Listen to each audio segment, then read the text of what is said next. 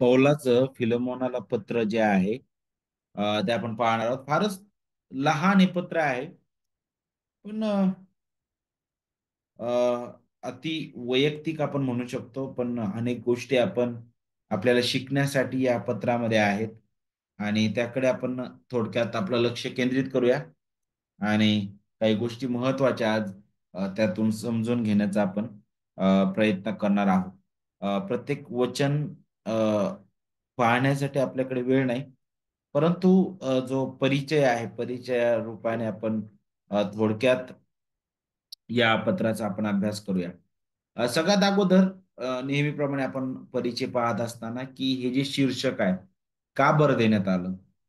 कारण त्याचं कारण, की ज्या व्यक्तीला हे पत्र लिहिण्यात आलेलं आहे, ज्या व्यक्तीच्या नावाने ते लिहिण्यात आलेलं आहे, नाही का? त्याच्यावरून हे शीर्षक देण्यात आलं. फिलेमोन नावाच्या व्यक्तीला हे पत्र लिहिलेलं होतं आणि आपल्याला माहित आहे, की कलस्सेमध्ये राहणारा तो एक व्यक्ती होता. विश्वासणारा आहे तो आणि त्याला हे पत्र लिहिलेलं आहे. अं, त्याच्याबद्दल आपल्याला अध्याय 1 मध्येच वचन 1 मध्ये आपल्याला शिकायला भेटतं, की आमचा प्रिय सहकारी फिलेमोन ह्याला. त्यानंतर तुम्हाला त्याचा उल्लेख कलसे 4:9 मध्ये समजेल आपल्याला, की तो फिलेमोन ज्याला ते पत्र लिहिलेलं आहे, तो कुठून होता? तर मग अनेसिमचा उल्लेख आहे आपल्याला कलसेमध्ये पाहायला भेटतो, की ज्याबद्दल पाऊल बोलत आहे, की त्याच्याबरोबर विश्वासू व प्रिय बंधू अनेसिम जो तुमच्यातलाच आहे त्यालाही मी पाठवले आहे तुखिकाबद्दल बरोबर नाही का. आणि हा अनिसिम सुद्धा कलसेमधील होता. हा अनिसिम कोण होता?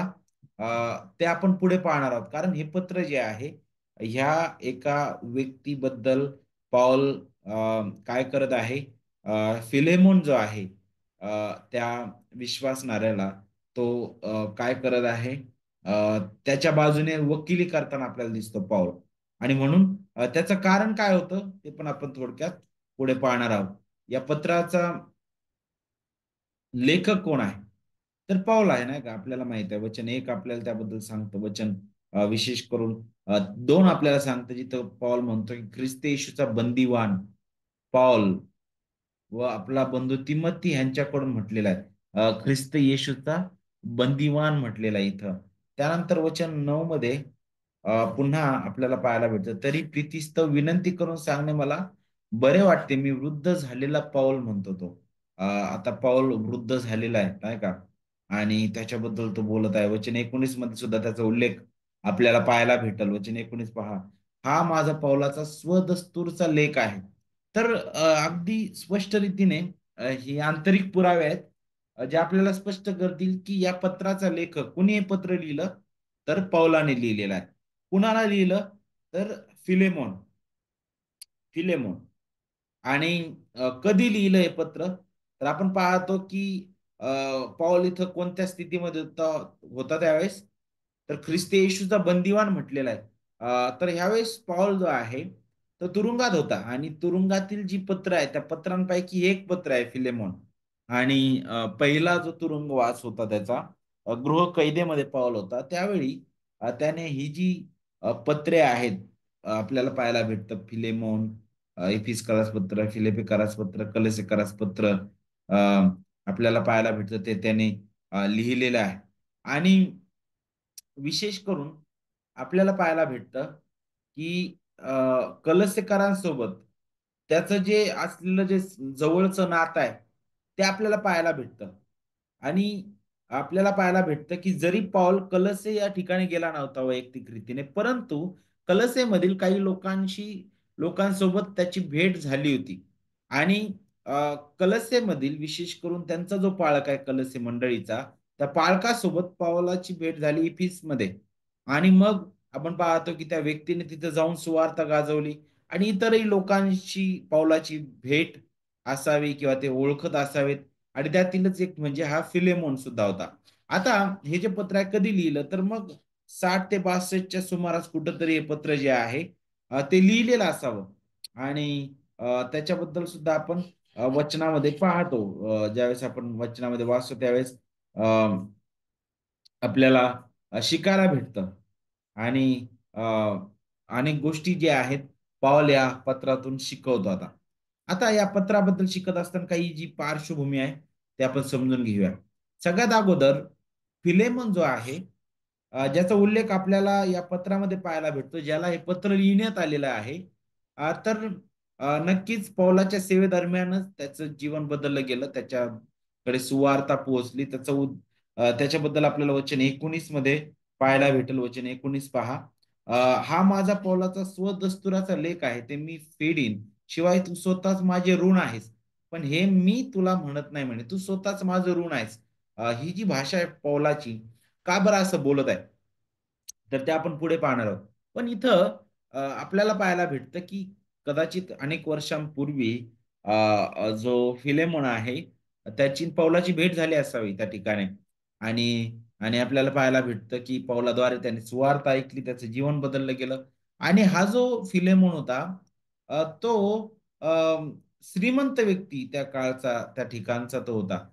त्याचं त्याचं त्याचं उत्तर आपल्याला किंवा त्याचा पुरावा काय पाहायला भेटतो? एक तर अम, त्याच्याकडे गुलाम होता. त्या गुलामाबद्दल आपण पुढे शिकणार आहोत. आणि दुसरी गोष्ट आपल्याला पाहायला भेटतं, की ही जी मंडळी आहे कलस्सेमधील, ती मंडळी ह्या फिलेमोनाच्या घरी एकत्र यायची. तर यातून आपण पाहतो, की त्याचं घर मोठं होतं आणि त्याच्याकडे एक गुलाम होता. तर यावरून त्या काळामध्ये जर गुलाम असणं म्हणजे तर ही काय सामान्य गोष्ट नव्हती. तर नक्कीच तो चांगला श्रीमंत किंवा चांगला श्रीमंत तो व्यक्ती होता. आणि आपल्याला पाहायला भेटतं, की हा जो फिलेमोन आहे, त्या ठिकाणी त्याचा जो गुलाम होता, अनेसिम नावाचा. आता अनेसिम या नावाचा अर्थ जो तो उपयुक्त, नाही का? आणि हे जे नाव होतं, ते गुलामांसाठी एक सामान्य नाव होतं त्या काळामध्ये. आणि अनेसिम जो होता, तो काही कारणास्तव त्या फिलेमोनाकडून, आपल्या धन्याकडून तो पळून गेला. आता काही लोक म्हणतात, की त्याने काहीतरी चोरी करून तो पळून गेला असावा. त्यावेळी हा जो अनिसीम जो आहे, तो विश्वासणारा नव्हता. आपल्याला हे समजून घेणं गरजेचं आहे. कारण वचन 18 जर आपण पाहिलं, तर तिथं पॉल काय म्हणत आहे? तो म्हणतो, की त्याने तुझे काही नुकसान केले असले किंवा तो तुझे काही देणे लागत असेल, तर ते माझ्या खाती मांड. याहून आपण पाहतो, की त्याने फिलेमोनाचं काहीतरी नुकसान केलेलं आहे. नुकसान करून तो जो गुलाम आहे त्या ठिकाणाहून तो निघून गेलेला आहे.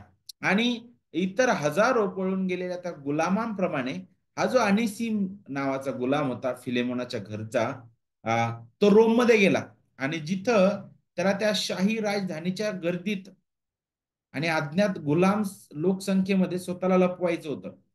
पण काय झालं, की अपघाताने म्हणा किंवा कशी माहित नाही, देवाचं सार्वभौमत्व आपण पाहतो, की जिथं अनिसिम जो आहे, तो रोममध्ये पौलासोबत त्याची भेट झाली. आणि त्याने पौलाकडून सुवार्ता ऐकली. तिथं ह्या गुलामाचं जीवन बदललं. आणि हा जो गुलाम होता, जो त्या आपल्या धन्याला फसवून पळून गेलेला होता, आता आपल्याला पाहायला भेटतो तो पौलाची सेवा करू लागला. आणि इतका अ, त्याबद्दलचा जो त्याच्या विश्वासाचं वर्तमान आणि किंवा त्याचं जीवन जे आहे, पौलासमोर होतं. आणि अगदी अगदी ठळकपणे पौलाने सर्व गोष्टीने त्याला पारखलं. आणि तो जो गुलाम होता त्याच्यावर लवकरच पौलाचं प्रेम जडलं, नाही का? पौल म्हणतो, की तो उपयोगी आहे.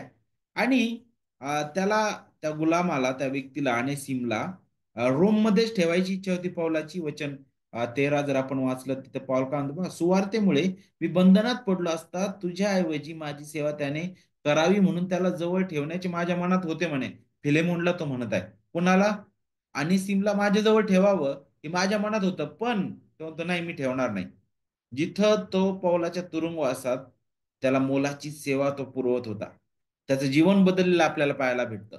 फिलेमोनाकडून तो पळून गेलेला होता. काय करून कसा गेला याबद्दल फारशी माहिती आपल्याला भेटत नाही. पण अनेक अभ्यासक म्हणतात, की कदाचित तो चोरी करून पळून गेला असावा. आणि त्यानुसार त्याने काय केलं, की रोमन जो कायदा आहे तो मोडला होता.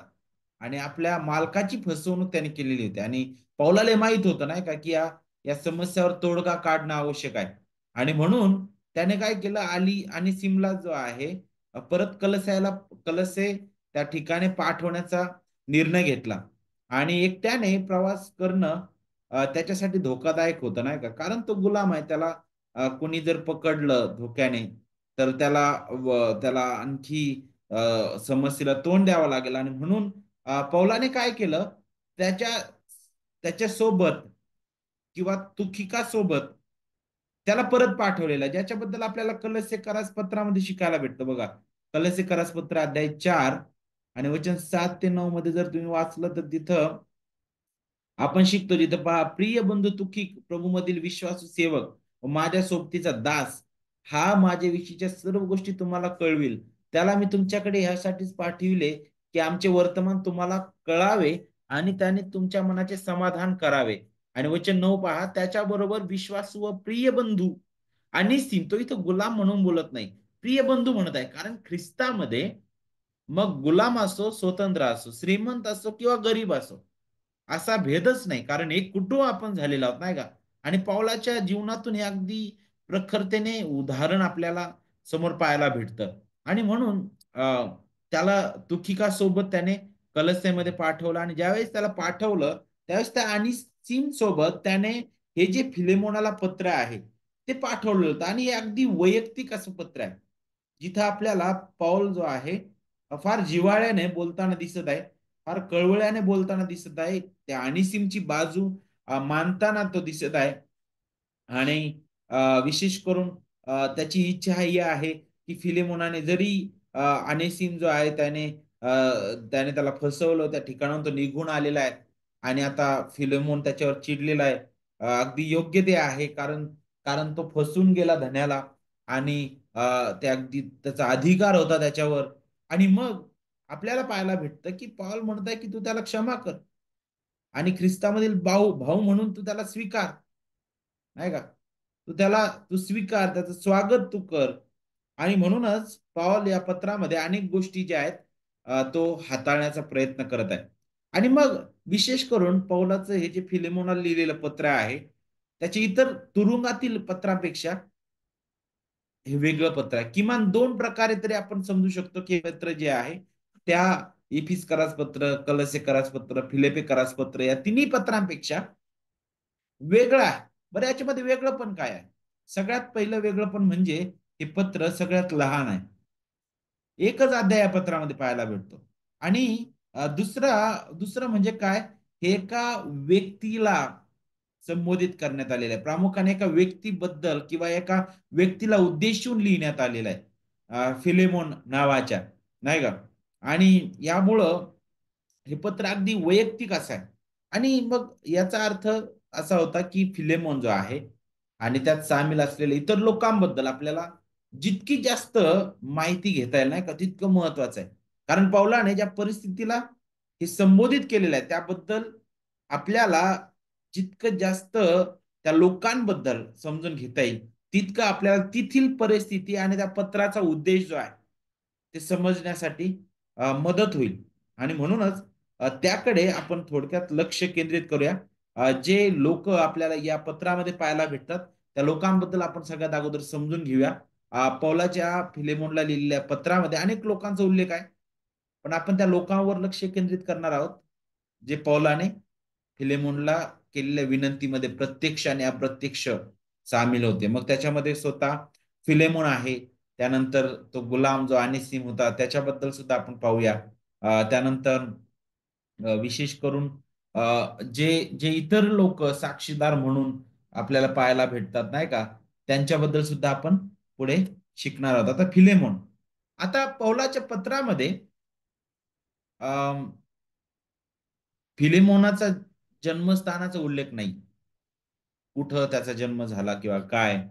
पण आपल्याला याचा अंदाज येईल की फिलेमोन जो आहे हा कुठलचा राहणारा होता. तर हे आपल्याला कशावरून समजतं?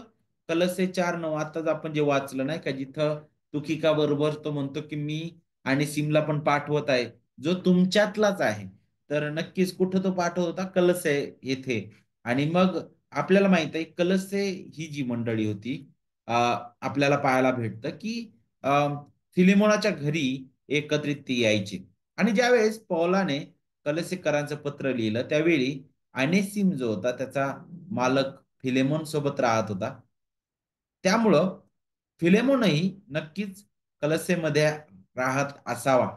आणि म्हणून कलस जे आहे त्याबद्दल विचार करत असताना ते जे लायकस खोरं आहे, लाउदिकिया आणि हिरापोलिस या शहराजवळ असलेलं, त्यामधील एक छोटंसं शहर ते होतं. आणि लायकस खोरं फ्रिगिया नाही का प्रदेशात रोमच्या आशिया प्रांतात ते होतं, ज्याला आधुनिक काळात एशिया मायनर म्हणून सुद्धा ओळखलं जातं. आणि म्हणून फिलेमॉन जो आहे तो स्वतः कलसेमधील इतर विश्वासणाऱ्यांची सेवा करण्यात सक्रियपणे सहभागी होता. ज्याचा ज्याचा उल्लेख आपल्याला वचन 7 मध्ये पाहायला भेटतं. वचन 7 पहा, जिथं काय म्हटलेलं आहे, तुझ्या प्रीतीने मला फार आनंद झाला व माझे सांत्वन झाले, कारण हे बंधू तुझ्याकडून पवित्र जनांच्या जीवाला विश्रांती मिळाली. पवित्र जनांच्या जीवाला विश्रांती मिळाली. तो म्हणतो मला आनंद झालाय, माझं सांत्वन झालं. का बरं? कारण तुझ्याकडून पवित्र जनांच्या जीवाला, म्हणजे यातून आपण पाहतो की फिलेमोन जो होता तो कलसेमधील मंडळीमधील सक्रिय सभासद होता. आणि अ, आपल्याला पाहायला भेटतं की पौलाला फिलेमोनाबद्दल इतका आदर होता, ज्याबद्दल आपण वचन 17 मध्ये पाहतो. बघा तो काय म्हणतो पुढे. वचन 17 मध्ये, म्हणून जर तू मला आपला भागीदार समजतो तर तो मीच आहे असे मानून त्याचा अंगीकार कर म्हणे. तर फारच आदराने तो इथं बोलत आहे. कारण त्या वचनामध्ये अगदी स्पष्ट रीतीने आपण पाहतो फिलेमोनाला तो स्वतःच्या सुवार्थ सेवेतील भागीदार म्हणून तो संबोधतो. आणि मग दुसऱ्या वचनामध्ये आपण पाहतो की तो एक चांगला आदर तिथे करणारा तो होता, सहकारी तो होता सेवेतील. अशा प्रकारे तिथं पाहायला भेटतं. पण याच्याही पलीकडे जाऊन फिलेमोनचा पावलासोबतचा एक महत्वपूर्ण इतिहास होता, ज्यामुळं त्यांच्यात एक मजबूत असं नातं, घनिष्ठ नातं जोडल्या गेलेलं होतं किंवा निर्माण झालेलं होतं. आणि ज्याच्याबद्दल आपण 19 मध्ये पाहतो, जिथं तो म्हणतो की हा माझा पौलाचा स्वदस्तुराचा लेख आहे, ते मी फेडीन म्हणे, शिवाय तू स्वतःच माझं ऋण आहेस. तो काय म्हणत आहे, मी तू स्वतःच माझं ऋण आहेस, ते मी फेडीन म्हटलेलं आहे. आणि मग याचा अर्थ असा होता की त्याने फिलेमोनला ख्रिस्तावरील विश्वासात आणलं. देवाच्या कृपेने घडलं नक्कीच, परंतु एक साधन म्हणून देवाने पौलाचा उपयोग केला. आणि त्यांनी तर कोणत्या तरी प्रकारे फिलेमोनाचे प्राण वाचवला असावं, कारण तो म्हणतो की तू माझं ऋण आहेस, नाही का.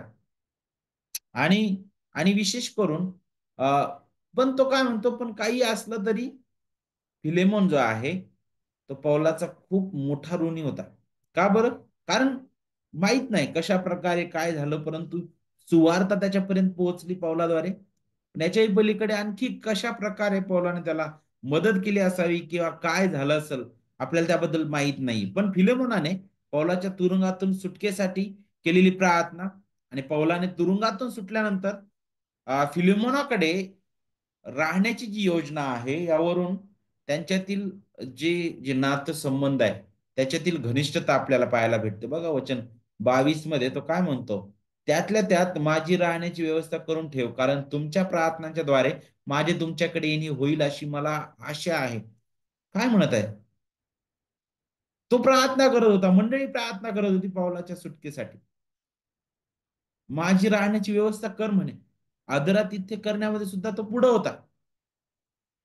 ते आपल्याला वचनामध्ये पाहायला भेटतं, नाही का. आणि म्हणूनच पौल जो आहे फिलेमोनला विशेष करून काही महत्वाच्या गोष्टी बद्दल तो बोलत आहे. आणि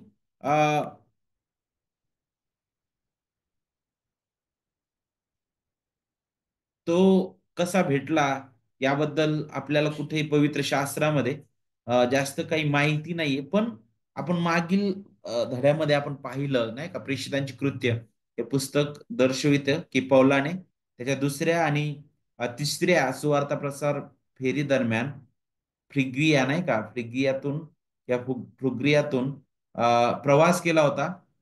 आणि अर्थात आपण हे देखील पाहिलं होतं की पाऊल जो आहे तो लायकस खोऱ्यातील मंडळीशी परिचित नव्हता.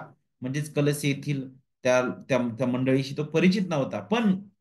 पण त्यांची भेट कुठंतरी त्या मिशनरी त्याच्या दुसऱ्या तिसऱ्या कुठंतरी दुसऱ्या तिसऱ्या सुवार्थ प्रसार फेरीच्या दरम्यान झाले असावे. आणि आपल्याला पाहायला भेटतं, की आपण हे समजू शकतो, की त्यांची भेट झाली आणि ते एकमेकांना चांगल्या प्रकारे ओळखत होते. कारण पाऊल ज्या प्रकारे त्याच्याशी बोलत आहे, त्यानुसार आपण ते समजू शकतो. आता हे झालं फिलेमोनाबद्दल. तो श्रीमंत व्यक्ती होता. त्याच्या घरात मंडळी एकत्रित यायची आणि आपल्याला पाहायला भेटतो पौलाद्वारे त्याच्यापर्यंत सुवार्ता पोहोचली गेली होती. आता बद्दल पाहूया आपण. ज्याच्याबद्दल इथं पत्रामध्ये सांगण्यात आलेलं आहे. आता नवीन करारामध्ये जेव्हा आपण गुलामगिरी किंवा दास्यत्वाचा उल्लेख वाचतो, तेव्हा आपण विशेष करून अनेकदा मालमत्तेच्या गुलामगिरीचा विचार करण्याची चूक करतो, नाही का? आणि विशेष करून गुलामगिरीबद्दल विचार करत असताना लोक वेगवेगळ्या प्रकारे त्या ठिकाणी पाहतात. पहिल्या शतकामध्ये एक सर्वसाधारण गोष्ट होती, नाही का? अं, आजही माहित नाही काही ठिकाणी आता गुलामगिरी आहे की नाही. पण पुष्कळ सुरुवातीच्या काळामध्ये नाही का माणसाची खरेदी विक्री केली जायची गुलाम म्हणून. आणि त्याचं उदाहरण पवित्र शास्त्रामध्ये सुद्धा आपल्याला पाहायला भेटतं. जसं योसेफाच्या भावांनी योसेफाला विकलं होतं, नाही का? तशाच प्रकारे आपल्याला अ, पौलाच्या अगदी त्या पहिल्या शतकापर्यंत गुलामगिरीबद्दल आपल्याला शिकायला भेटतं. रोमी साम्राज्यामध्ये एक सर्वसाधारण हे एक पद्धत होती किंवा अ, हे एक जणू काय अ, एक एक सर्वसाधारण बाब होती. आणि पण आपण ज्यावेळेस फिलेमोनाच्या पुस्तकाचा अभ्यास करतो, तर आपल्याला खऱ्या रीतीने चांगली समज येण्यासाठी मदत होते. कारण या ठिकाणी ज्यावेळेस आपण अ, अम, दक्षिण अमेरिका किंवा युरोप किंवा इतर जो भाग आहे त्या त्या ठिकाणी जर तुम्ही पाहिलं तर त्या ठिकाणी गुलामगिरीबद्दल फार चुकीचे समज किंवा चुकीचे विचार ते होते. परंतु पवित्र शास्त्रामध्ये विशेष करून फिलेमोनाचं ज्यावेळेस आपण पुस्तक वाचतो आणि जर आपण ते समजून घेतलं तर आपल्याला याची थोडी आयडिया येईल की पहिल्या शतकामध्ये रोमन साम्राज्यामध्ये गुलामगिरीचं जे स्वरूप होतं ते सैद्धांतिक दृष्ट्या कसं होतं, नाही का? हे आपल्याला लक्षात येण्यासाठी मदत होईल. पहिल्या शतकामध्ये रोमी साम्राज्यात गुलामगिरी किंवा दास्यत्व जे होतं ते खूप सामान्य होतं. मी अगोदर सांगितलं. आणि विशेष करून त्या रोमी साम्राज्यामध्ये त्याच्या लोकसंख्येच्या 1/3 भाग गुलामांनी बनलेला होता. म्हणजे गुलामांची संख्या सगळ्यात जास्त होती त्या ठिकाणी त्या काळामध्ये. आणि विशेष करून श्रीमंत व्यक्तीच्या मालकीचे ते असत, नाही का? आणि त्यांची स्थिती मोठ्या प्रमाणात त्यांच्या मालकांच्या सामाजिक स्थितीवर अवलंबून होते. हे जे गुलाम होते. काही रोमन जे गुलाम होते ते अशिक्षित होते आणि ते फार हलक्या दर्जाची, खालच्या दर्जाची पण कामं ते करायचे. जे म्हणाल ते करायचे. पण काही सुशिक्षित पण गुलाम असायचे. उच्च शिक्षित पण काही गुलाम होते. त्यांच्या शिक्षणानुसार ते सेवा करायचे. त्याच्यामध्ये मग कुणी घराची व्यवस्था पाहणारे जसे कारभारी, कुणी आर्थिक व्यवहार पाहणारे किंवा कुणी शिक्षक, अशा प्रकारे सुद्धा काही लोक जे आहेत ते गुलाम म्हणून काम करायचे. आणि विशेष करून ते लोक जे होते ते स्वइच्छेने ही गुलामगिरी स्वीकारायचे. का बरं? कारण गुलामगिरीत राहण्यापेक्षा स्वतंत्र असणं अधिक चांगलं असलं तरी हे लक्षात घेणं गरजेचं होतं, की रोमी साम्राज्यातील गरीब लोक जे होते ते अनेकदा त्या रोजच्या अन्नाचे आणि विशेष करून निवाराचे ते काय म्हणतो आपण ते गरजू होते आणि स्वतःहून ते गुलामगिरी किंवा दास्यत्व स्वीकारायचे. आणि आपण पाहतो की बायबल बाहेरील ऐतिहासिक नोंदीवरून जर आपण पाहिलं तर आपल्याला हे सुद्धा माहित शिकायला भेटतं की प्राथमिक किंवा प्रारंभिक किंवा सुरुवातीच्या मंडळीमध्ये आपण पाहतो की काही विश्वासणाऱ्यांनी जे आजारी आणि गरीब लोक होते इतर मंडळीमध्ये त्यांच्यासाठी पैसे उभे करण्यासाठी स्वतःला गुलामगिरीमध्ये विकलेलं होतं. पहिल्या पहिल्या शतकामध्ये अशा गोष्टी घडल्या मंडळीमध्ये, की त्यांनी त्या मंडळीतील जे आजारी लोक आहेत, जे गरीब लोक आहेत, त्यांना त्यांच्यासाठी पैसे उभे करण्यासाठी त्यांनी स्वतःला विकलं गुलामगिरीमध्ये. इतकं ते समर्पित होते, नाही का? तर त्याचप्रमाणे आपल्याला पाहायला भेटतं ज्यावेळेस गुलामांबद्दल पाहतो, तर रोमी जी गुलामगिरी होती किंवा जे गुलाम होते, त्याबद्दल विचार करत असताना जे मालक होते त्यांचा संपूर्ण अधिकार त्यांच्यावर नसायचा.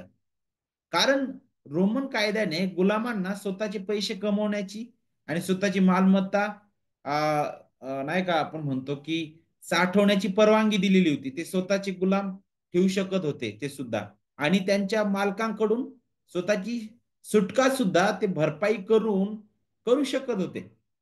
मग या व्यतिरिक्त अनेक गुलामांना वयाच्या 30 वर्षानंतर मुक्त केलं जायचं नाही का त्या काळामध्ये. जरी आपल्याला पाहायला भेटतं, की ही जी प्रथा आहे कायद्याने अनिवार्य नव्हती, पण तरी सुद्धा लोक स्वइच्छेने या गोष्टी करायचे आणि डॉक्टर डॅन जे आहेत ते अशा प्रकारे याबद्दल बोलतात फिलेमोनाला पत्रामध्ये बोलत असताना ते म्हणतात, की पौलाचं फिलेमोनला लिहिलेलं पत्र जे आहे ते खऱ्या अर्थाने समजून घेण्यासाठी रोमन जगात गुलामगिरी कशी होती याची आपल्याला चांगली माहिती असणं आवश्यक आहे. कारण मला वाटतं, की गुलामगिरीबद्दलची आपली आधुनिक कल्पना रोममध्ये प्रत्यक्षात असलेल्या गुलामगिरीपेक्षा खूप वेगळी आहे म्हणे. ते म्हणतात, की मला असं वाटतं, की आपली कल्पना अमेरिकन नागरी युद्धापूर्वी अमेरिकेच्या दक्षिणेकडील गुलामगिरीच्या त्या विचारांनी खूप प्रभावित आहे. जिथं लोकांना त्यांच्या मायदेशातून हिसकावून आणलं गेलं, कुटुंबापासून दूर केलं गेलं आणि एका भयानक क्रूर जीवनात विकलं गेलं, नाही का? पण रोमन संस्कृतीतील जी गुलामगिरी आहे, ती तशा प्रकारे नव्हती, नाही का? कारण गुलाम जे होते, ते अनेकदा घरातील सुशिक्षित लोक असत ते. आणि त्यांच्याकडे घरात अधिकार होत्या, जबाबदाऱ्या होते. त्यांचे जीवन विशेष करून आपण गुलामगिरी म्हणून ज्याचा विचार करतो त्यापेक्षा खूप वेगळं होतं. आणि अनेकदा लोक घर आणि जीवन जगण्यासाठी आणि ते टिकून राहण्यासाठी स्वतःहून गुलामगिरीची भूमिका स्वीकारत होते. मग याच्याही पुढे आपण पाहतो की रोमी साम्राज्यामध्ये लोकांना त्यांच्या गुलामगिरीतून मुक्तता मिळवणं खूप सोपं होतं. नाही का? आणि हे निश्चितपणे केलं जाऊ शकत होतं, पण स्वतःहून ते राहायचे. पण आता ज्यावेळेस आपण अनेसिम आणि फिलेमोन यांच्याबद्दल पाहतो, तर फिलेमोन जो होता त्याचा हा गुलाम होता अनेसिम.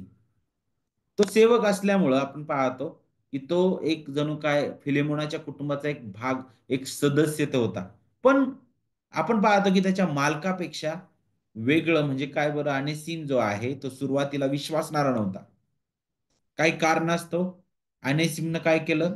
फिलेमोनचं घर सोडलं आणि पौलाची मदत त्याने मागितली नाही का? आणि प्रेषिताने काय केलं?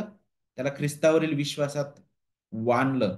त्याच्यावर खूप प्रेम केलं आणि पौलाने अनेसिमसाठी त्याचं प्रेम व्यक्त करण्यासाठी हे जे पत्र आहे ते लिहिलेलं आहे आणि तो अनेसिम बद्दल बोलत असताना तो म्हणतो की मी बंधनात असता ज्याला आध्यात्मिक जन्म दिला ते माझं खरं लेकरू अनेसिम याच्याविषयी तुला विनंती करतो म्हणे. पहा वचन 10 मध्ये तो म्हणतो की तो पूर्वी तुला निरुपयोगी होता तरी आता तुला व मला ही उपयोगी आहे. त्याला म्हणजे खुद्द माझ्या प्राणालाच मी तुझ्याकडे परत पाठवितो. किती प्रीती पावलाची. ख्रिस्तामधील हे किती घनिष्ठ नातं आहे बघा. एक तारलेला व्यक्ती, एक खरा विश्वासणारा त्याचं त्याच्या सोबतच्या विश्वासणाऱ्यांसोबतचं किती घनिष्ठ नातं आहे. तो म्हणतो की माझ्या प्राणालाच जणू काय मी तुझ्याकडे पाठवत आहे त्याचा स्वीकार तू कर म्हणे. पौलाने अनेसिमला मूल म्हटलेलं आहे स्वतःचं कारण कारण पौलाद्वारे त्याला सुवार्ता गाजवण्यात आली आणि आपण पाहतो की त्याचं जीवन बदललं आणि अगदी पितृत्वाचं प्रेम एक पित्याप्रमाणे प्रेम त्याने पौलाने त्या अनेसिमवर केलेला आहे.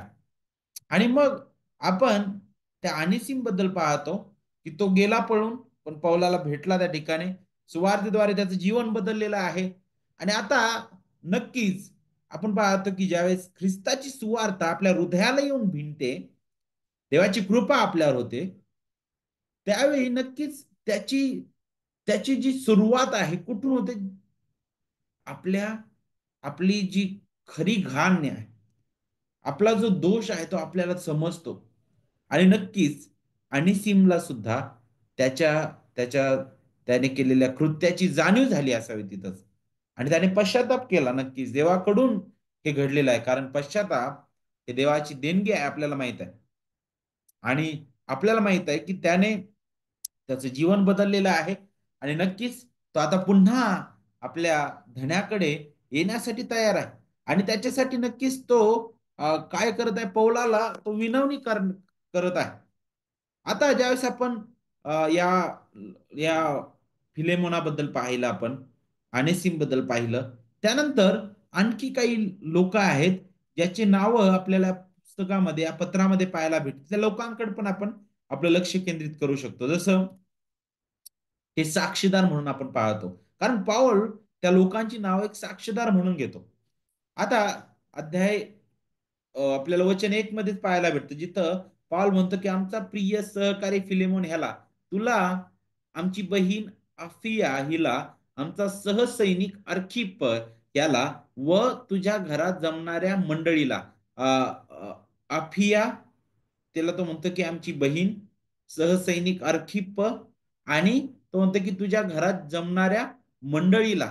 तर कोण साक्षीदार आहेत या सर्व गोष्टींसाठी, आणि का बरं पौल या सर्वांचा उल्लेख करत आहे, तर त्याकडे आपण लक्ष देऊ शकतो, नाही का? तो म्हणतो की आमची बहीण आफिया हिला आणि आमचा सहसैनिक अर्खिप्प. कोण होते आफिया आणि अर्खिप्प? जर आपण जर पाहिलं तर अनेक जे अभ्यासक आहेत ते अशा प्रकारे म्हणतात की हे फिलेमोनच्याच घरचे सभासद ते असावेत. काही लोक म्हणतात की हे त्याची पत्नी, फिलेमोनाची पत्नी, आणि तो मुलगा तो असावा, किंवा तो कोणीतरी सभासद त्याच्या कुटुंबातीलच कोणीतरी एक तो असावा.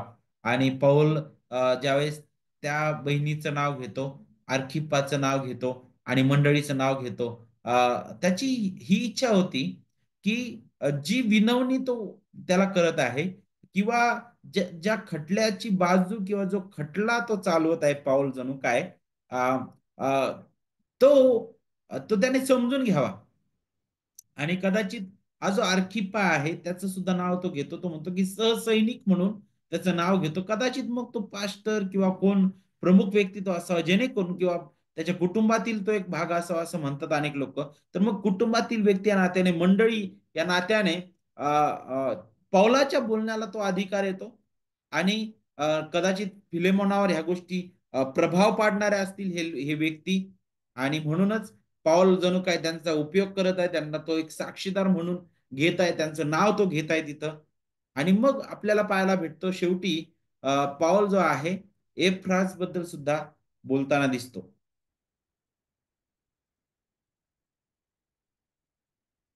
कारण आपल्याला माहित आहे की एफ्राज जो होता तो त्या मंडळीचा खरा पाळक होता. तो सर्वात अगोदर पौलाला भेटला, त्याचं जीवन बदललं, तो पुन्हा कलसेमध्ये आला आणि तिथं त्याने सुवार्थ गाजवली, मंडळी स्थापित झालेली आहे. आणि आता तो तुरुंगात पौलासोबत तो होता, तो त्या ठिकाणी नव्हता, तुखिक गेलेला आहे, तुखिकासोबत अनेसिम गेलेला आहे. आणि आता पौल जो आहे बोलत आहे, आणि एपफ्रासचा पण उल्लेख तो करत आहे. तर साक्षीदार कोण का नाही? ही आफिया बहीण आहे, सहसैनिक तो अर्खिप्पा आहे, आणि ती मंडळी आहे.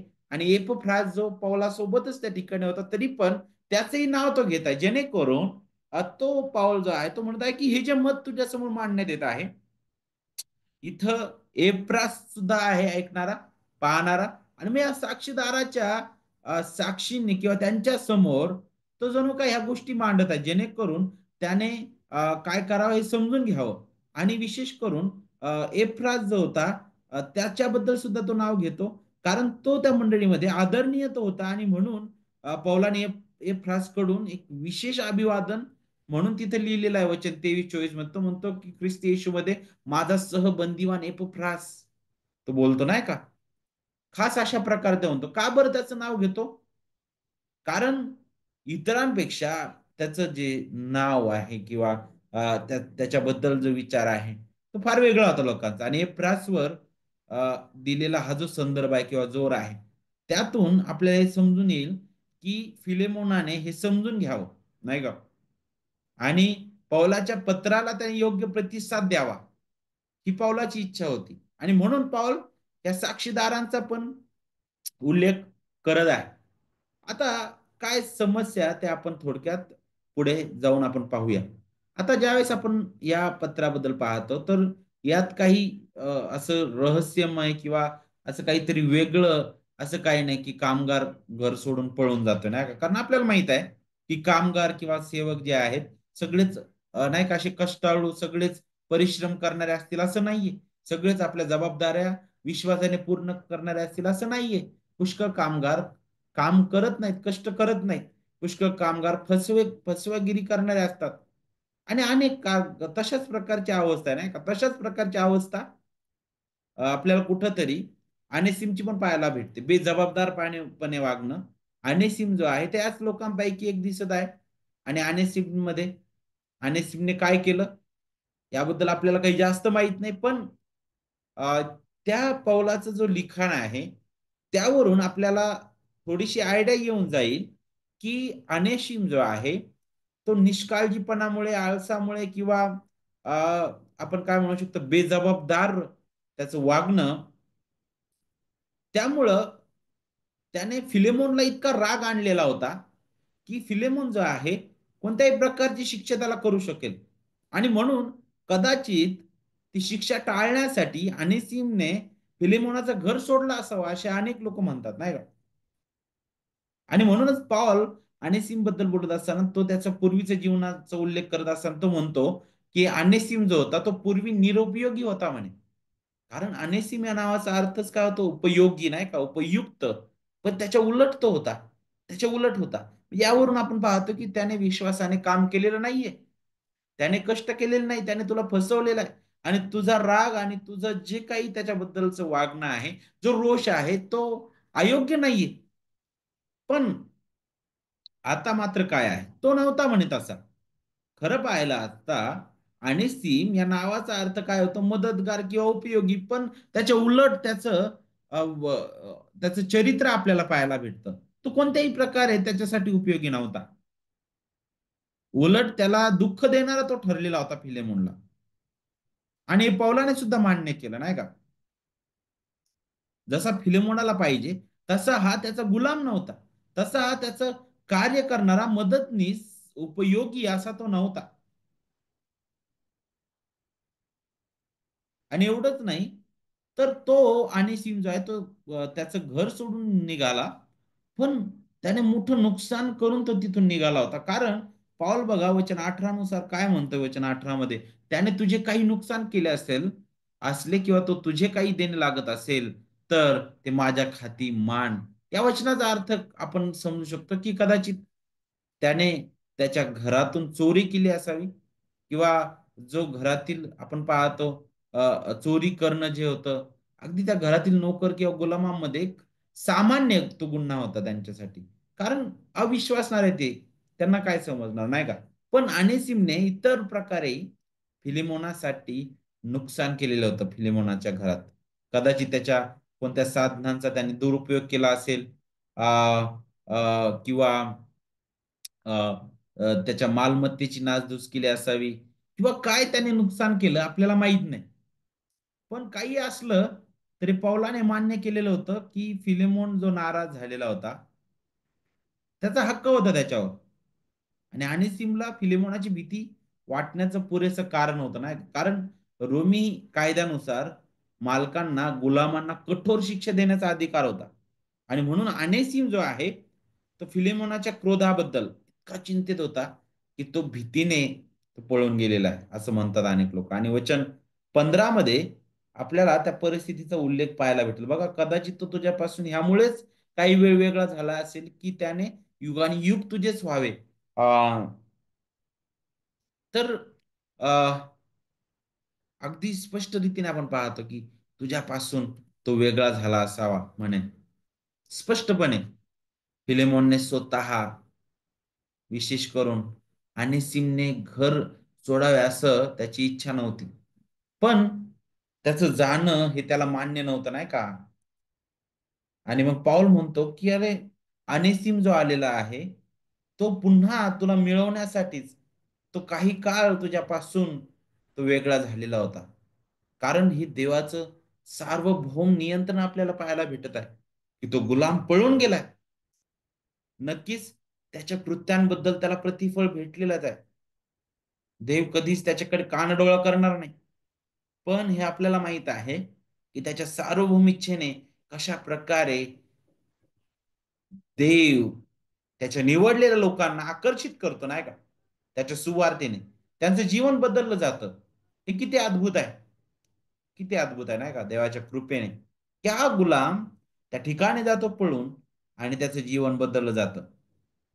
आणि तोच आता फिलेमोनासाठी जो अगोदर निरुपयोगी होता, तोच आता उपयोगी असा ठरलेला आहे.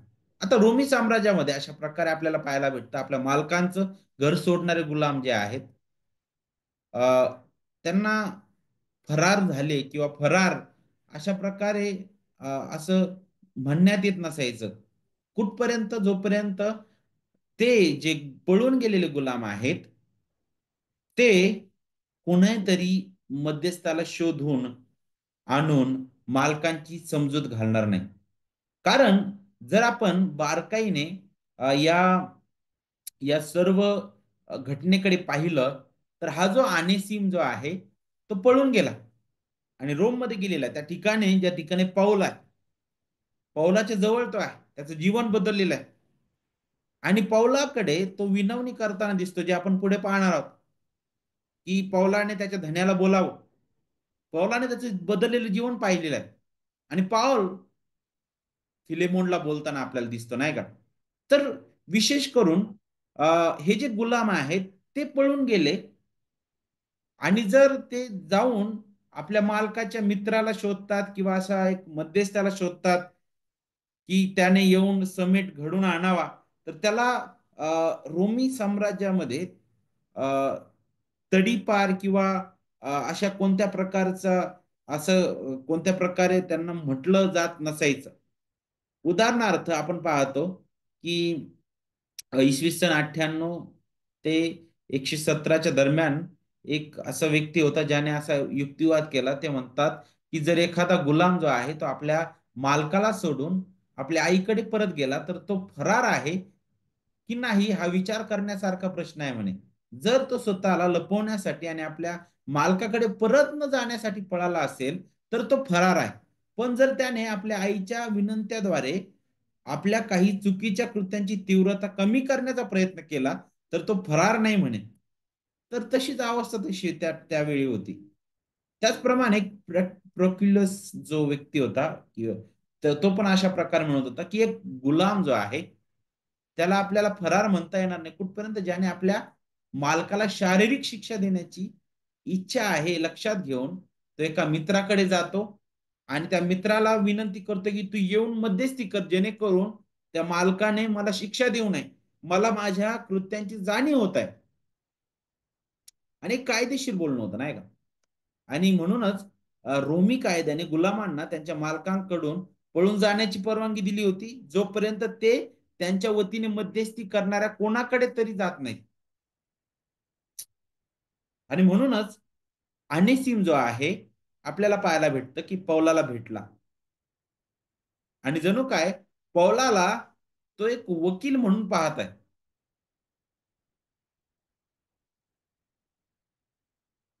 त्याला याची जाणीव झालेली होती, की ते जे काही कृत्य अनेसिमने केलेलं आहे, हे अगदी चुकीचं आहे आणि याची जाणीव नक्कीच अनिसिमला होती आणि त्यामुळे तो समस्येत पडलेला आहे.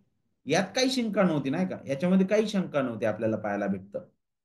पण पौलाकडे तो येतो. पौलाकडे येतो नाही का? आणि नक्कीच आपण पाहतो, की फिलेमोनाचा राग होता.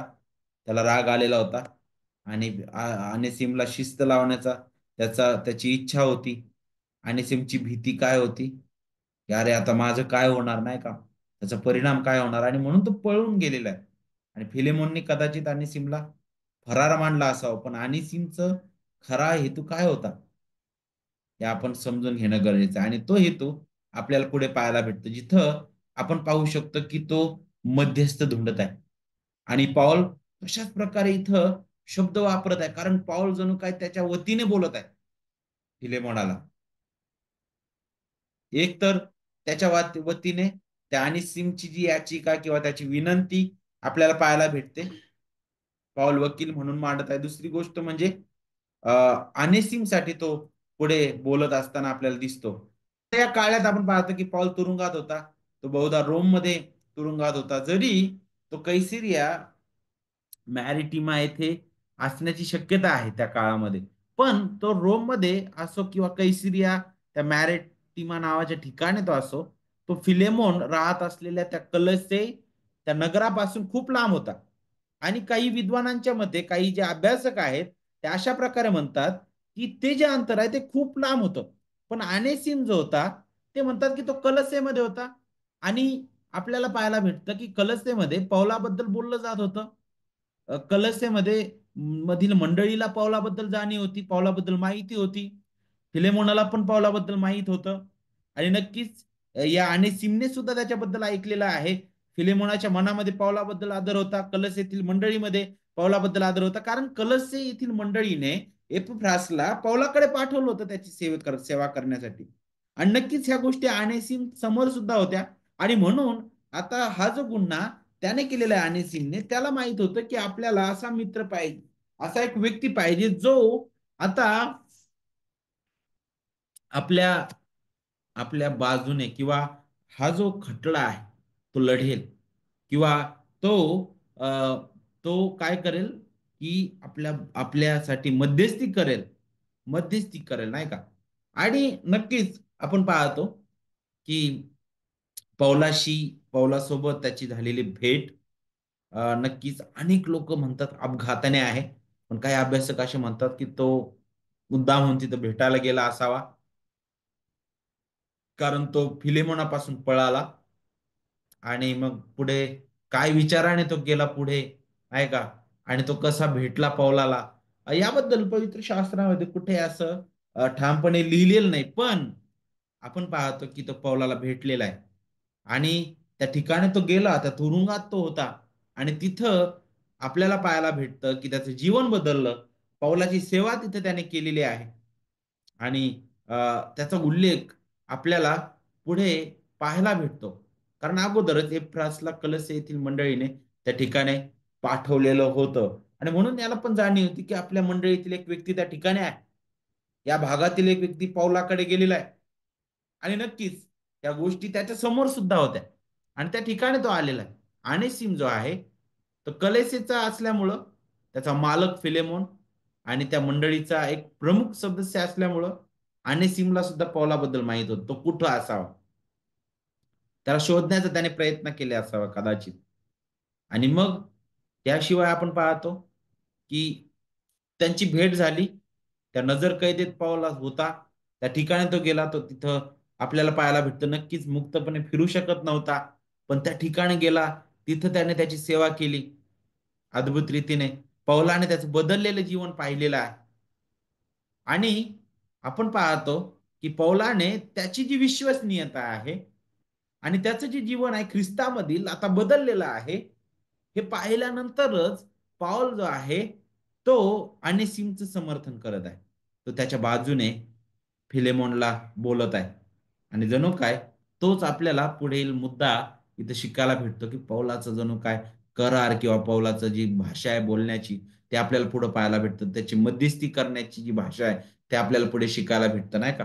पौलाने अनेसिम आणि फिलेमोन यांच्यात मध्यस्थी करण्यासाठी लगेच होकार नाही दिला. कारण त्याने पारख केली अनेसिमची की तो अगोदर निरुपयोगी गुलाम होता. तो अगोदर चांगला नव्हता, नाही का. फिलेमोन जो होता त्याच्या तुलनेत चांगला व्यक्ती होता, तो चांगला सदस्य होता मंडळीतील, तो सक्रिय व्यक्ती होता, तो प्रेमळ व्यक्ती होता नाही का. शिस्तबद्ध तो व्यक्ती होता. त्याच्या घरामध्ये मंडळी एकत्रित यायची, मंडळीबद्दल मोल असणारा तो व्यक्ती होता. देवाच्या सेवेबद्दल मोल असणारा व्यक्ती होता. आणि नक्कीच अनेसिमला शिस्त लावावं हा अधिकार त्याच्याकडे होता नक्कीच. आणि नक्कीच आपल्याला पाहायला भेटतं अन्यायकारकपणे किंवा अ, अ, अ, गैरव्यवहार त्याने तो नक्कीच त्याला शिस्त लावली नसती, कारण तो विश्वासणार नव्हता फिलेमोन. पण आपण पाहतो की जरी या गोष्टी आहेत, तरी आता मात्र तो जो अनेसिम अगोदर जो निरुपयोगी होता, जो अविश्वासणारा होता, आता ख्रिस्तामध्ये तो आला. आता त्याचं स्थान कसं ख्रिस्तामध्ये बदललं गेलेलं आहे. आणि त्याबद्दल पौल बोलत आहे. तो म्हणतो की म्हणून जर पौल अनिसिमचं समर्थन तो करत आहे, का बरं? तर ते कोणत्या आधारे करत आहेत? त्याने स्वतः आणि सिमचं जीवन पाहिलं. आणि नक्कीच आपल्याला माहित आहे, की जिथं आणि सिमचं जीवन बदललेलं आहे, त्याची सुरुवातच कुठून आहे? नक्कीच इथं पश्चात्तापापासून आपल्याला पाहायला भेटते आणि अगोदरच पॉल अँड रोमकरास पत्रामध्ये काय सांगितलेलं आहे? जर आपण ते रोमकरास पत्र जर वाचलं तिथं आपल्याला शिकायला भेटतं 13व्या अध्यायाच्या 4 मध्ये. कारण तुझ्या हितासाठी तो देवाचा सेवक आहे. पण जर तू वाईट करशील तर त्याची भीती बाळग. कारण तो तलवार व्यर्थ धारण करत नाही, तर क्रोध दाखवण्याकरता वाईट करणाऱ्याचा सूड घेणारा असा तो देवाचा सेवक आहे. तर अनेसिमसाठी सुद्धा पॉल याच्यासाठी वकिली नाही करत आहे, की तो नाही का चुकलेला आहे तरी मी त्याच्या बाजूने नाही. त्याने त्याला त्याच्या चुकाची जाणीव झालेली आहे. त्याला पश्चाताप झालेला आहे खरा आणि सुवार्तेचं कार्य त्याच्या हृदयात झालेलं आहे. त्याला त्याच्या कृतीची जाणीव झालेली आहे आणि त्याची इच्छा आहे, की माझ्या धन्याकडे मी जावं आणि त्याला मी क्षमा मागावी आणि जे काही त्याचे परिणाम आहेत ते भोगावे तिथं जाऊन सुद्धा. आणि या सर्व गोष्टी पौलासमोर होत्या आणि पौलाने ते शिकवलं नाही का? आणि म्हणूनच पौल त्याच्यासाठी मध्यस्थी करायला पण तयार झालेला आहे. आणि म्हणून अनेक प्रकारे आपण पाहतो, की त्या नात्यामध्ये हे लागू होतं नाही का? पुष्कळदा पालक आपल्या मुलांच्या बाबतीत आपण विचार करतो किंवा पहिल्या शतकातील रोमी साम्राज्यामधील सामाजिक रचनेमधील मालक आणि सेवक त्यांच्याबद्दल आपण पाहतो जे धार्मिक अधिकारी आहेत ते योग्य शिस्त लावतात कारण ते करणं योग्य आहे नाही का? आणि त्या शिस्तीबद्दल ह्या गोष्टी आहेत. आणि म्हणूनच आपण पाहतो, की अनेसिमच्या बाबतीत सुद्धा जो फिलेमोन विचार करत होता, तो अयोग्य नव्हता. पण आता पौल इथं वारंवार त्या गोष्टीबद्दल त्याला बोलताना दिसतो. पौलाने या अगोदरपासून सांगत आहे, की अनेसिमला सुवार्थ सांगितले. त्याचं जीवन बदललं. तो प्रभूच्या वचनात तो आलेला आहे. त्याचं जीवन बदललेलं पौलाने पाहिलेलं आहे. आणि नक्कीच त्याची सुरुवातच त्याच्या पापाच्या पश्चातापाने तिथं झालेली दिसते नाही का? कारण पश्चाताप देवाचे देणगी आहे. तारणामधील ते कार्य आहे देवाच्या आत्म्याचं अद्भुत रीतीने. आणि नक्कीच आपण पाहतो, की अगदी सुरक्षित होता आता पौलाला अनिसिम आणि फिलेमोन जो आहे त्यांच्यामध्ये मध्यस्थी करणं. कारण ख्रिस्तातील जीवन तो आता त्या अनिसिमच्या जीवनामध्ये सुद्धा पाहत होता. त्याचं जीवन बदललेलं त्याने तिथं अनुभवलेलं आहे. आणि म्हणूनच तो म्हणतो, की आता ख्रिस्तामधील हे माझं खरं लेकरू आहे आणि त्याने माझी काळजी घेतली म्हणे. आणि जणू काय तो एका मुलाप्रमाणे त्याच्याकडे पाहत आहे. आणि त्या अनेसिमने पौलाचा पूर्ण विश्वास जो आहे तो संपादन केलेला आपल्याला दिसतो आणि म्हणून आता पौल जो आहे तो म्हणतो आता तू माझ्याकडे थांबू नकोस तुला आता तुझ्या धन्याकडे जाणं गरजेचं आहे. तिथं जा तू आणि तुझं बदललेलं जीवन त्याला दिसू दे. तू जो अगोदर निरुपयोगी होतास पण आता ख्रिस्तावरील त्या सार्वभौम सुवार्तेमध्ये त्याच्या कृपेने तू तारला गेलेला आहेस आणि आता ख्रिस्तामध्ये जे तुझं परिवर्तन झालेलं आहे ते तुझ्या धन्याला दिसू दे. आता तू एक कुटुंबाचा भाग झालेला आहेस. ख्रिस्ताच्या मंडळीचा एक भाग झालेला आहेस. आणि हे पत्र तू घेऊन जा. तुझ्या धन्याला तू हे दाखव. हे अगदी अद्भुत आहे. नाही का? नक्कीच तो पौलासोबत राहू शकला असं तो म्हटलं असतं नाही मी नाही जाणार. पण तो गेला नाही का? कारण इथं आपल्याला दोन गोष्टी पाहायला भेटतात. एक तर आता ख्रिस्तामध्ये त्याचं जीवन बदललेलं आहे. त्याला त्याच्या कृत्यांची जाणीव होते आणि त्याच्या धन्याबद्दलचं त्याचं प्रेम आणि पुन्हा जे नातं बिघडलेलं आहे. आता त्यात त्यात ते पुन्हा सुव्यवस्थित व्हावं, नाही का? अनेक विश्वासणाऱ्याचं हृदय सुद्धा आपल्याला यातून पाहायला भेटतं. ते आपल्याला अनेसिमच्या जीवनातून सुद्धा शिकायला भेटतं. पौल काय म्हणत आहे ज्यावेळेस अनेसिमला तो म्हणतो पाठवत आहे त्याच्याकडे. तो म्हणतो की खुद्द माझ्या प्राणालाच तुझ्याकडे पाठवत आहे म्हणे. सुवार्तेमुळे मी बंधनात पडलो असता त्या तुझ्या ऐवजी माझी सेवा त्याने करावी म्हणून त्याला जवळ ठेवण्याचं माझ्या मनात होतं. तरी तुझ्या संमतीशिवाय काही करणं मला बरे वाटले नाही. यासाठी की तुझा उपकार जुलमाने झाल्यासारखा नसावा, तर खुशीने केलेला असावा. कदाचित तो तुझ्यापासून त्यामुळेच काही वेळ वेगळा झाला असेल, की त्याने युगानुयुग तुझं व्हावं. किती अद्भुत आहे. किती अद्भुत आहे बघा. त्याने आजपासून केवळ दासच नव्हे, तर दासापेक्षा श्रेष्ठ म्हणजे प्रिय बंधू असं व्हावं. मला तो विशेष प्रिय आहे आणि तुला तर देहदृष्ट्या व प्रभूच्या ठाई याहून कितीतरी अधिक तो प्रिय असावा. किती अद्भुत आहे बघा हे. आणि त्याबद्दलच पाऊल जो आहे तो पुढे विशेष करून फिलेमोनला बोलत आहे. तर थोडक्यात आपण फिलेमोनाला पत्र जे आहे ते अभ्यासत असताना आज त्याचा परिचय आपण पाहिलेला आहे. त्याची जी रचना आहे त्या पुस्तकाची ते आपण येणाऱ्या आठवड्यात आपण पाहणार आहोत. कारण अ, आपल्याला प्रत्येक गोष्ट आहे ती थोडक्यात आपण समजून घेऊ शकतो. कारण अशा प्रकारे मंडळीतील एक एक विश्वासणारा आणि दुसरं विश्वासणारा त्याच्यातील नातं कसं आहे. मग गुलाम असो किंवा स्वतंत्र असो, गरीब असो किंवा श्रीमंत असो, असा भेदच नाही. ज्यावेळेस ख्रिस्ताच्या ठाई आपण एकत्रित येतो त्यावेळेस नाही का. आणि पाऊल कशी त्याची बाजू मांडतो आणि मग कशा प्रकारे अद्भुत रीतीने त्याला स्वीकारलं जातं नाही का. ह्या सर्व गोष्टी ज्या आहेत आपण या पुस्तकाची रचना अभ्यासत असताना प्रत्येक वचन आपण पाहणार आहोत. परंतु अ, आज विशेष करून हा जो परिचय आपण अभ्यासलेला आहे, या परिचयामधून आपल्याला काय शिकायला भेटतं? सगळ्यात महत्वाची गोष्ट म्हणजे की ख्रिस्ताची ती महान अपरंपार प्रीती आपल्याला पाहायला भेटते. की ज्या प्रकारे तो अनेसिम जो होता, जरी त्याच्या नावाचा अर्थ उपयोगी किंवा उपयुक्त असा तो होता नावाचा अर्थ, तरी तो कोणत्याही अर्थाने त्याच्या मालकासाठी उपयोगी नव्हता. तो निरुपयोगी तो होता. तो चोरी करणारा होता. तो तो त्याने अपराध केलेले होते आणि तो कोणत्याही प्रकारे त्याच्या मालकाला आनंद देईल अशा प्रकारे वागणारा तो नव्हता.